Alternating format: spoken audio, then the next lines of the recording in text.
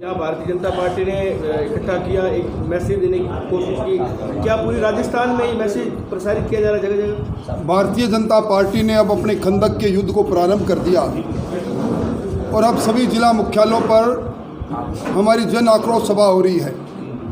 इस जन आक्रोश सभा में हम जिले के स्थानीय मुद्दे और प्रदेश स्तर के जो मुद्दे जिनका दंश इस अंतर्द्वंद में बंदी घुसी सरकार के कांड से आम जनता भुगत रही है, उनका समावेश करके हम उन बातों को जनता के सामने रखते भी हैं और ज्ञापन के माध्यम से सरकार के नुमाइंदों को भी देते हैं। बालोतरा चूँकि नया नया जिला बना है, इस नई नवेली दुल्हन के रूप में बने जिले के अंदर सिवाय सब्ज बाग दिखाने के लिए कुछ नहीं। पीने के पानी की भयंकर समस्या है। बजरी माफियों के रूप में यहाँ के राजनेता काम कर रहे हैं। यहाँ की कानून व्यवस्था का मंजर राजस्थान ने देखा, जब एक अनुसूचित जाति की महिला, उसके बलात्कार भी होता है और 24 घंटे रिपोर्ट दर्ज भी नहीं होती। यहाँ सड़कों की हालत बदहाल है। जिला चिकित्सालय, जिसका जिला चिकित्सालय का दर्जा दिए लंबा अरसा हो गया, उसमें कोई सुविधा बढ़ाई नहीं, डॉक्टर नहीं, शिक्षक नहीं, और अब तक की तमाम बजटीय घोषणा अधर में लटकी है और लूट और झूठ की सरकार चल रही है। फसल बीमा योजना पर इस बाड़मेर जिले के किसानों को ठगा गया, सरकार ने राजस्व नहीं दिया। इस ज़िले में प्रधानमंत्री आवास योजना के जो प्रधानमंत्री आवास योजना प्लस के अंदर जिनको पात्रता लोगों के नाम आने चाहिए थे, वो वंचित रह गए क्योंकि पोर्टल पर उनके नाम दर्ज नहीं किए गए।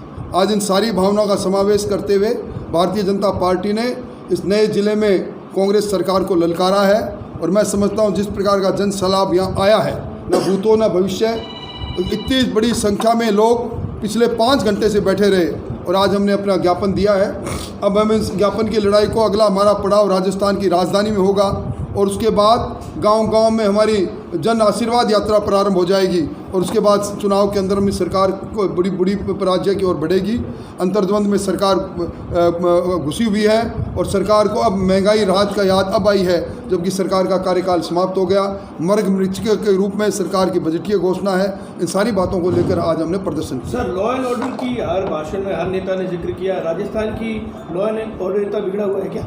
देखिए, NCRB जो देश के अंदर प्रमाणिक दस्तावेज है, उसके आंकड़े ये कह रहे हैं कि राजस्थान में महिला दुष्कर्म में पिछले 3 सालों से हम 1 नंबर पर आए। हम अनुसूचित जाति पर अत्याचार में 2 नंबर पर है देश में, अनुसूचित जनजाति में अत्याचार पर 3 नंबर पर है, साइबर क्राइम में हम 1 नंबर पर हैं, बच्चों की तस्करी में 1 नंबर पर है और यहाँ महिलाओं को स्टाम्प पर लिख के विक्रय करने का घृणित काम भी यही हो रहा है। और जिस प्रकार की रंगदारियाँ वसूल हो रही है, जिस प्रकार गैंगस्टर हैं, जोधपुर के अंदर गैंगस्टरों के कारनामों में कई लोगों के दाएं करके कई जगह पर गोलियां चली हुई हम रोज़ अखबारों में पढ़ते हैं। इसलिए कानून व्यवस्था पहली बार राजस्थान में मुद्दा बना है। सर, गोविंद सिंह डोटासरा को कल आप नाथी का बाड़ा याद दिला रहे थे, मुद्दा क्या था? देखिए, एक मेरे निर्वाचन क्षेत्र में एक हमारे किसी कार्यकर्ता की पुलिस के किसी कांस्टेबल से कहासुनी हो गई। उस पर वो कांस्टेबल साहब रो दिए। उस पर उन्होंने मुझे लिप्त करते हुए कहा कि क्योंकि वो कार्यकर्ता बीजेपी का हो सकता है, तो मैंने कहा कि हम कानून का भी सम्मान करते हैं, पुलिसकर्मी का भी सम्मान करते हैं। ये नाथी का बाड़ा नहीं जहाँ लूट और झूठ की बात चले। गोविंद जी डोटासरा के पूरा कुनबा एक साथ पिछले 2 सालों में RS बन गया। ऐसी कौन सी जड़ी बूटी उन्होंने खा ली कि एक साथ इतने बुद्धिमान आ गए? ये इसी प्रकार के बाबूलाल कटारा जैसे लोग जो RPS में इन लोगों ने नामजद किए। आज मैंने भाषण में भी कहा है कि इसकी जांच होनी चाहिए कि बाबूलाल कटारा को नामजद क्यों और कब और कैसे किया गया, इसके तार कहां से कहां जुड़े हुए थे।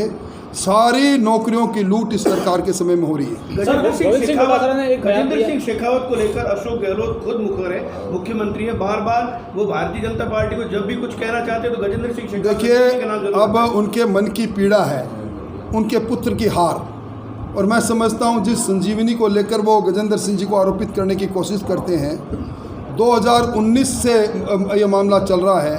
अब तक कई दो चार्जशीट पेश हो चुकी है और अब जब ये उच्च न्यायालय में आया तो खुद इनके वकील ने, वो भी अभिषेक मनु सिंह ने कहा कि अभियुक्त वो है ही नहीं, उनका कोई दोष ही नहीं।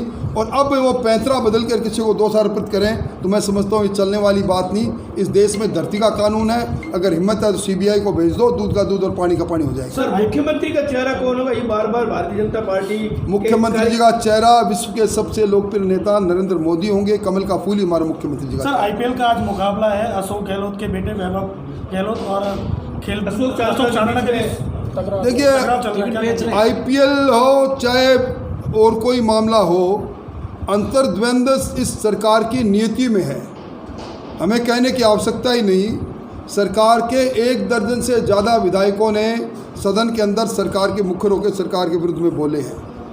रामनारायण मीणा ने खुद ने कहा जब रायशुमारी थी कि नक से लेकर और सर से लेकर पैर तक सरकार भ्रष्टाचार में डूबी है। इस सरकार के मंत्री एक दूसरे के विरुद्ध में है, इसलिए ये कोई नई बात नहीं कि अशोक चांदना और वैभव गहलोत आमने सामने। सर, भाजपा की क्या ब्लूप्रिंट होगा अब इस योजना को लेकर कि जयपुर बम धमाकों के आरोपियों को दोष मुक्त किया गया है तो उनको सजा दिलाई जाए? देखिए, अभी मैं खुद गया था दिल्ली में, हमने वहाँ SLP दायर की है पीड़ितों की ओर से।